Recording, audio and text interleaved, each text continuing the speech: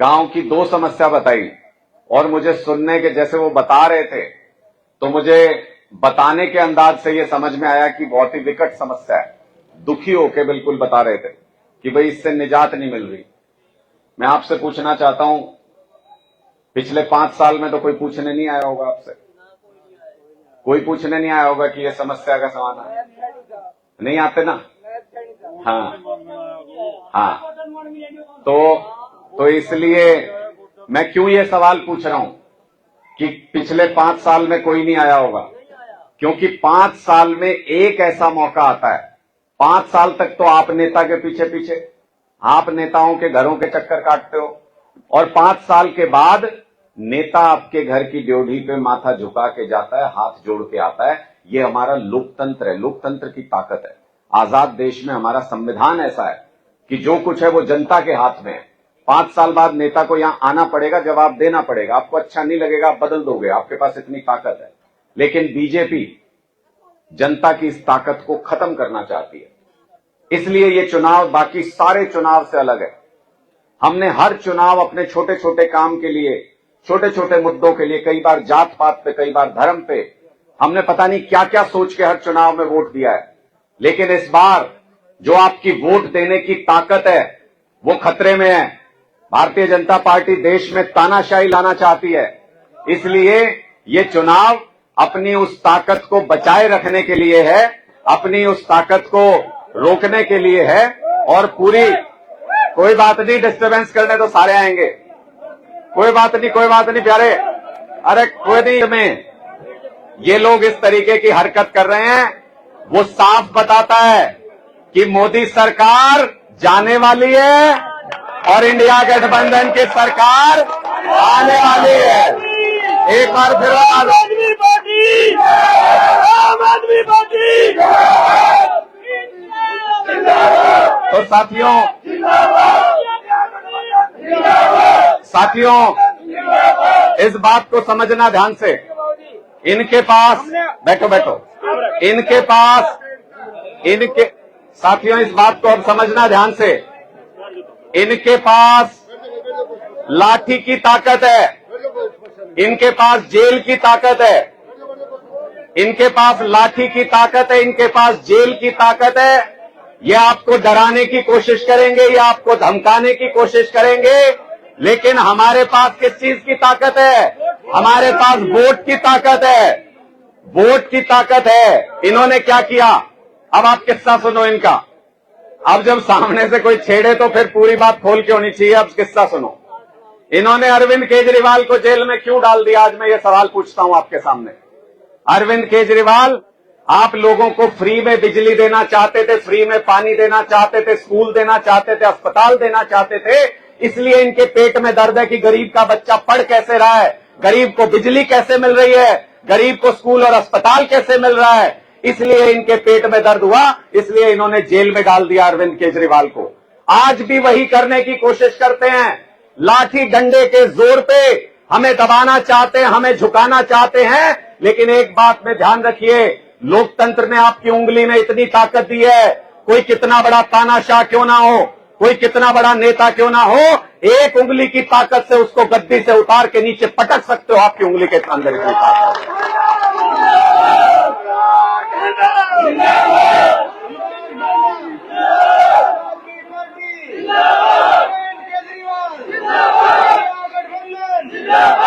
इसलिए लोकतंत्र में सबको अधिकार है, लोकतंत्र में सबको अधिकार है कि आप आओ, अपने वोट मांगो, अपनी बात कहो।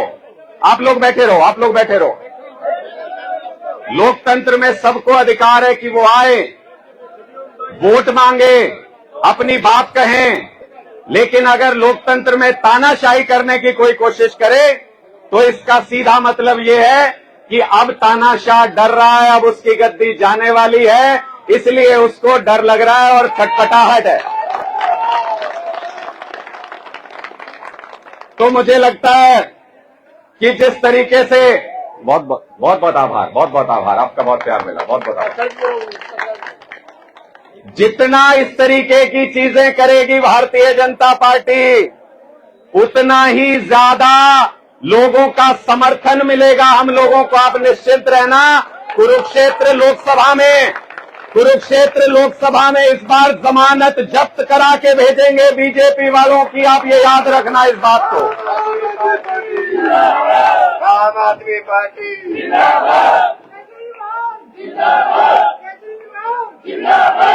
और पूरे देश के अंदर आप मेरी ये बात समझना और आप ध्यान से सुनना। जिस संदर्भ में हम बात कर रहे थे वो सच साबित हो रही है।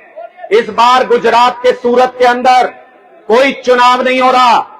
इस बार मध्य प्रदेश के इंदौर के अंदर कोई चुनाव नहीं हो रहा। सूरत के 20 लाख लोगों से वोट देने की ताकत छीन ली भारतीय जनता पार्टी ने। इंदौर के 20 लाख लोग इस बार वोट नहीं डाल पाएंगे चुनाव के अंदर। क्यों? क्योंकि वहां से कांग्रेस के प्रत्याशी का पर्चा वापस करा दिया दबाव डाल के। बाकी जो 10 निर्दलीय और दूसरी पार्टियों के जो उम्मीदवार थे उनके ऊपर पुलिस का, ईडी का, सीबीआई का, गुंडागर्दी का दबाव डाल के सबके पर्चे वापस करा दिए। निर्विरोध वहां से बीजेपी का सांसद बन गया। दोस्तों, मेरे बुजुर्गों, माताओं, बहनों, ये ट्रेलर है, ट्रेलर। इस बार 2 सांसद बिना चुनाव के बने हैं। अगर यही चलता रहा और अगर हमने ये चलने दी इनकी दादागिरी तो अगली बार 200-300 सारे सांसद बिना चुनाव के चुन लेंगे ये बीजेपी के लोग। इसलिए संभल जाओ, इसी बार संभल जाओ और इनसे वो ताकत छीन लो, इनसे वो अभिमान, इनसे वो अहंकार छीन लो। अरे अहंकार तो रावण का भी नहीं टिका, ये तो चीज क्या है, ये तो कोई बात ही नहीं है। इसलिए आप सब लोगों को 2-3 बातें बहुत ध्यान से समझ लेनी चाहिए। ये चुनाव अपनी इस ताकत को बचाने का है और अब तक आप लोगों को समझ में आ गया होगा कि लोकतांत्रिक ताकत को ये लोग खत्म करने की कोशिश कर रहे हैं। अगर हो गई ये खत्म आपकी ताकत तो आपकी निकासी का भी इंतजाम ना हो, बेशक से सड़क भी ना बने, स्कूल भी ना बने, अस्पताल भी ना बने, 5 साल में किसी के सामने सवाल पूछने के लायक भी नहीं रहोगे।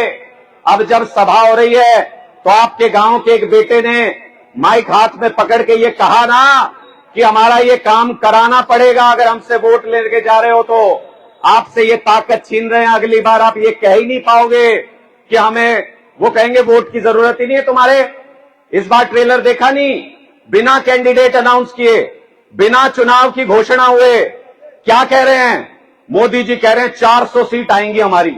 अरे भाई, तुम वोट मांगने आए नहीं, लोगों से हाथ जोड़े नहीं, तुमने लोगों के दरवाजे पे सिर झुकाया नहीं, 400 सीटें कैसे आएंगी तुम्हारी?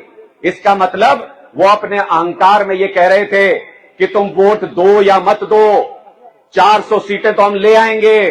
तो भाई, अगर हमारे वोट के बिना ला सकते हो 400 सीट तो इस बार ये भी चेक करके देखो, इस बार सारे वोट कुरुक्षेत्र में झाड़ू के निशान पे दो, हम भी देखते हैं कैसे आएंगी 400 सीट। हम भी देखेंगे कैसे आएंगी 400 सीट। इसका मतलब इनका अहंकार सर चढ़ के बोल रहा है। इस अहंकार को खत्म करने का यह आखिरी मौका आपके पास है। ये जो अरविंद केजरीवाल को जेल में डाला है, कौन है अरविंद केजरीवाल? हरियाणवी खून है उसके अंदर भी, हरियाणा में पैदा हुआ, हरियाणा का बेटा है। इनसे बर्दाश्त नहीं हो रहा कि हरियाणा से निकल के कोई व्यक्ति देश की राजनीति में इतना नाम कमा रहा है, दुनिया भर में इतना नाम कमा लिया अरविंद केजरीवाल ने। इनसे बर्दाश्त नहीं हो रहा, इसलिए उसको जेल में डाला है। अगर कोई हरियाणा के आदमी को दबाने की कोशिश करेगा, अगर कोई हरियाणा के आदमी को कुचलने की कोशिश करेगा तो उसका जवाब हरियाणा के हर आदमी को देना पड़ेगा, वरना हमारे बच्चों को आगे नहीं बढ़ने देंगे, वरना दुनिया में आगे नहीं जाने देंगे अपने बच्चों को। दूसरी बात, हमसे फौज की नौकरी छीन ली। 4 साल में रिटायर कर देते हैं हमारे बच्चों को। हमारे बच्चे रिटायर हो जाते हैं, पिता नौकरी कर रहा होता है। ऐसी हालत पैदा कर दी इन्होंने। हमारे लोगों से स्टेट की सारी नौकरी छीन ली। 2 लाख नौकरी खाली है हरियाणा के अंदर। ये क्या कहते हैं? हमारे बच्चों को इजराइल चले जाओ, वहां नौकरी कर लो। मरने के लिए हमारे बच्चों को इजराइल भेज रहे हैं, मरने के लिए इजराइल भेज रहे हैं, क्योंकि पूरी दुनिया के लोग छोड़ के चले गए इजराइल को। इसलिए कह रहे हैं हरियाणा में बच्चे फालतू हो रहे हैं, हरियाणा के बच्चों को भेजो। क्यों भेजो भाई हमारे बच्चों को मरने के लिए? 2 लाख नौकरी हरियाणा के अंदर मिलनी चाहिए। 2 करोड़ कहते थे मोदी जी रोजगार मिलेंगे, 2 करोड़ रोजगार कहते थे हर साल दूंगा। 10 साल में 20 करोड़ नौकरी मिलनी चाहिए थी, 20 लाख भी नहीं मिली पूरे देश के अंदर। इसलिए ऐसी सरकार मत चुनना जो आपको जिंदगी भर राशन के लिए कभी कागज पकड़ के लाइनों में खड़ा रखे। ऐसी सरकार चुनना जो नौकरी वाली लाइन को टूटने नहीं दे, एक भर्ती के बाद दूसरी भर्ती, दूसरी के बाद तीसरी, तीसरी के बाद चौथी।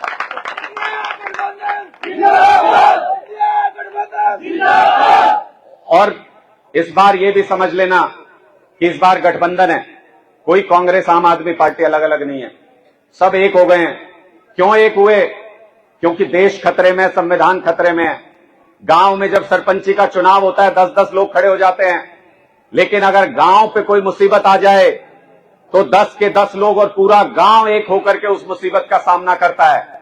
ऐसे ही अलग अलग पार्टियां हैं, लेकिन देश बचाने के लिए इस बार सारे इकट्ठे हो गए हैं, सारी पार्टियां इकट्ठी हो गई हैं और आर पार का चुनाव है। इस बार सिर्फ 2 ढेरियां हैं वोट की सिर्फ 2 ढेरियां हैं इस बार। अंध भक्तों के जो वोट हैं वो भारतीय जनता पार्टी को जाएंगे अभी भी, जो अंधे हो रखे, जिनको दिखता नहीं कुछ भी, मोदी मोदी नजर आ रहा है।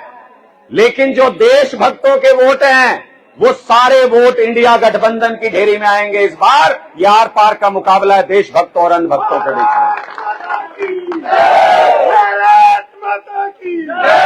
में। इसलिए एक सावधानी इस चुनाव में और बरतना, एक सावधानी इस चुनाव में और बरतना।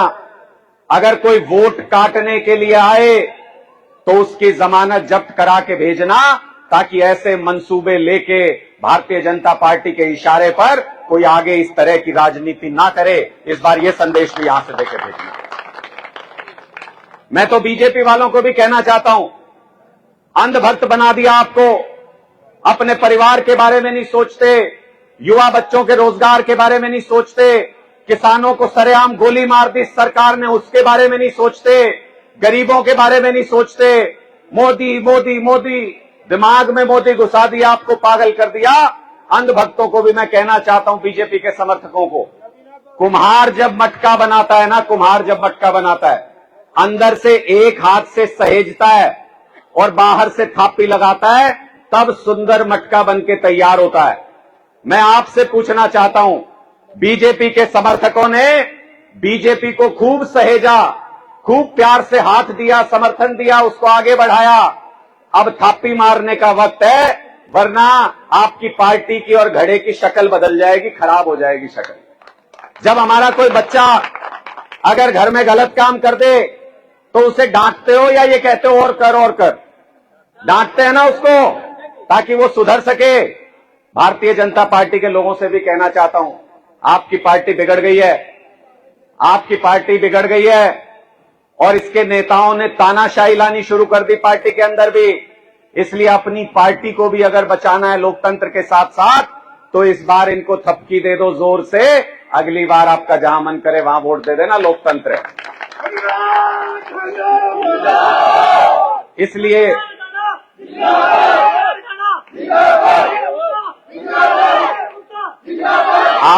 आपने अपने गांव की निकासी की समस्या बताई। मैं ये वादा जरूर करके जा रहा हूं आपके बीच में, यहां से जबरदस्त समर्थन के साथ जिता के भेज दीजिए डॉक्टर सुशील गुप्ता जी को। झाड़ू के निशान पे मोहर लगा के एक तरफा मतदान गांव से कर दीजिए आप सब लोग मिलके। मेरी जिम्मेदारी है, मैं उठ के जा रहा हूं, सुशील गुप्ता जी के सांसद फंड से यहां पैसे लगवा के इसको ठीक करवाना, ये मेरी जिम्मेदारी है। मैं आपके बीच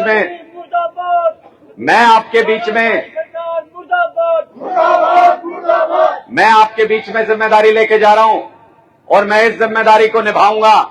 इसलिए आप इस बारे में निश्चिंत हो जाओ। सारे मिलकर के एक ही बात पे ध्यान लगाओ कि कोई भी एक भी वोट अपना खराब नहीं होना चाहिए। घर में से एक भी मतदाता वोट डाले बिना नहीं रहना चाहिए। अगर कोई शहर से बाहर है उसको मतदान के दिन बुला लो, सारे लोग इकट्ठे होके इस बार ऐसा मतदान कर दो। ये बीजेपी वाले क्या फैलाते हैं, ये बीजेपी वाले कई बार कहते हैं मशीन में गड़बड़ है, मशीन में गड़बड़ है, कुछ नहीं होगा, वोट दो चाहे ना दो, फैलाने की कोशिश करते हैं ना। ये अफवाहें हैं सारी, आपको डराने की कोशिश है ये सारी। क्यों डराना चाहते हैं आपको? इसलिए डराना चाहते हैं ताकि आप घर बैठ जाओ, वोट डालने नहीं जाओ, आप ये सोचो कि कुछ नहीं होता यार, मशीन सेट कर रखी इन्होंने। हमने इनकी मशीनों की सेटिंग खूब देखी है, हमने इनकी मशीनों की सेटिंग पंजाब में भी ठीक करी है, और दिल्ली में भी ठीक करी है, सारी कसर काट दी इनकी। मैं आज आपको फॉर्मूला बता के जा रहा हूं। आम आदमी पार्टी को यह आशीर्वाद प्राप्त है भगवान का, हम इनकी सारी सेटिंग बिगाड़ देते हैं। ये 400 पार का नारा लेके आए थे, इनकी सारी सेटिंग बिगाड़ दी। प्रधानमंत्री बोलना ही भूल गए, 400 पार आजकल बोलते ही नहीं। बहुत बहुत धन्यवाद, बहुत बहुत धन्यवाद, बहुत बहुत धन्यवाद जी। देखो, जब ये आशीर्वाद किसी को मिलना शुरू हो जाए ना, जब कोई आपको अपने वोट के साथ साथ आपको नोट दे के भी आशीर्वाद देना शुरू कर दे, तो समझ लो तूफान चल रहा है, आंधी चल रही है। और यही आंधी वाली बात मैं आपको बताना चाहता हूं। ये बात ध्यान रखना, इस बार इनकी सेटिंग कैसे ठीक करनी है मैं आपको बता के जा रहा हूं। कैसे इनकी सेटिंग ठीक होगी? इनकी सेटिंग ठीक होगी जैसे पंजाब में और दिल्ली में हुई। जब हम वोटिंग करने जाते हैं, इतना बटन दबा देना झाड़ू वाला कि मशीन भी चिल्ला चिल्ला के कहने लगे कि मैं कमल तेरी मदद नहीं कर पाऊंगी, इस बार मेरे बस की बात नहीं। वो चुनाव आयोग वाले क्या करते हैं, जब वोटिंग खत्म हो जाती है तो मशीन को लपेट के लेके जाते हैं। क्या करना है, 4 तारीख तक का इंतजार करके, 4 को होगी गिनती, तो 25 तारीख को अपन वोट डाल लेंगे। 10 दिन कम से कम इंतजार करना पड़ेगा। उससे अच्छा तरीका बता रहा हूं, इतना बटन दबा देना झाड़ू के निशान पे कि चुनाव अधिकारी को मशीन पे बटन की हालत देख के समझ में आ जाए कि हो क्या रहा है उधर। तो इसलिए आप सब लोगों से अनुरोध है कि अपनी पूरी ताकत, पूरी हिम्मत के साथ अपना पूरा समर्थन इस बार आम आदमी पार्टी और इंडिया गठबंधन को दीजिएगा। सारे मिलके अपने रिश्तेदारों को, अपने दोस्तों को, अपने परिवार वालों को, सबको मिल करके सारे ये समझाएं कि ये चुनाव संविधान को बचाने का चुनाव है, ये चुनाव लोकतंत्र को बचाने का चुनाव है। और इन बीजेपी वालों को एक और गलतफहमी है, इनके पास पैसा बहुत है, भ्रष्टाचार से लूट रखा है, खूब पैसा ले रखा है इन्होंने। इनके पास इतना पैसा है, ये सोचते हैं हमारा जमीर खरीद सकते हैं, ये सोचते हैं पैसे से वोट खरीद सकते हैं, ये सोचते हैं शराब से वोट खरीद सकते हैं। सोचने दो इनको जो सोचते हैं। शराब मत लेना, शराब गंदी चीज है, चुनाव में शराब कभी नहीं लेनी चाहिए, घर खराब करती है। लेकिन अगर कोई पैसा देने आए, हमारा ही लूट रखा है सारा का सारा, बोलना कि ये बड़ा तगड़ा चुनाव है, इतने में काम नहीं चलेगा, डबल देने पड़ेंगे। पैसा इनसे लेंगे और वोट, पैसा इनसे लेंगे और वोट, सारा पैसा निकलवा लो इनका, ताकि अगली बार पैसे की भी हेकड़ी नहीं दिखा सके, इनका पैसा खत्म हो जाए और हमारे वोट की कीमत लगाने के लायक नहीं बचे ये लोग। इनको इस बार ऐसा सबक सिखाना है। आप लोगों के बीच में जिसको ये उम्मीदवार बना के लाए हैं, उसको पहले खुद कोयला चोर कहते थे, आजकल कोहिनूर कहने लग गए हैं। ये इनकी जुबान बदल गई। मैं तो देखना चाहता हूं प्रधानमंत्री मोदी अगर दोबारा आए यहां प्रचार करने, तो अब किस मुंह से ये कहेंगे जिसको 2014 में कोयला चोर कहा था, अब किस मुंह से उसको कोहिनूर बताएंगे। बीजेपी के वर्कर भी इसके साथ नहीं चल रहे। प्लेट में कोयला लेके घूमते थे, कहते कोयला खा गया, कोयला खा गया, 2014 की बात है। प्लेट में कोयला लेके घूमते थे बीजेपी के वर्कर की कोयला खा गया, कोयला खा गया। आज उसी कोयला चोर को घर घर जाके कोहिनूर कैसे कहें, इसलिए घर बैठ गए बीजेपी के वर्कर, वो भी इनके साथ नहीं है। इसका मतलब ये चुनाव बुरी तरह से हारने जा रहे हैं।